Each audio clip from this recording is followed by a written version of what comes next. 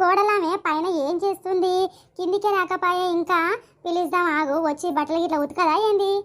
ఈ రమకు బట్టలు ఉతికి అంటే పొయ్యి ఇంట్లో జరిగినట్టుంది. ఇక బట్టలు ఎందుకు ఉతుకుతుంది? ఇక వాషింగ్ మిషన్ వచ్చింది, అందులో ఏతమని చూస్తున్నట్టుంది. Current bill వాసిపోతుంది. దానికేం తెలుసు, బాగా బట్టలు ఉతకకుండా ఒళ్ళును అలవకుండా మంచిగా చూసుకుంటుంది. ఆగు, ఇదేం చేస్తుందో పిలుస్తా. రమా, ఓ రమా. ఏందత్తమ్మా? బట్టలు ఉతికినావే? లేదత్తమ్మా, చెప్పు. ఒకసారి కిందికి రా నువ్వు. ఏందత్తమ్మా గాతిల్లో కేకలేస్తున్నావు, చెప్పు ఏంది? కొత్త వాషింగ్ మిషన్ తెప్పించుకుంటే కదా ఇక స్టార్ట్ చేస్తే బా బట్టలు? లేదత్తమ్మా, ఇప్పుడు వేసుకుందు కానీ కింద కరెంటు బిల్లు ఫ్రీయే కదా, ఇక బట్టలు కింద వాష్ చేసుకుంది. ఈ మిషన్లా వాష్ చేసుకొని అందులో పోయి డ్రై చేసుకుందువు. కరెంటు బిల్లు ఎక్కువ వస్తుంది పైన. గిన్నె లెక్కలు చూడు ఎట్లుంటవి. ఈయనంట వాష్ చేసుకోవాలంట, పైకి పోయి నేను మళ్ళా డ్రై చేసుకోవాలంట. గిట్లనా? లేదత్తమ్మా, కిందికి మీదికి ఎవరు తిరుగుతారు?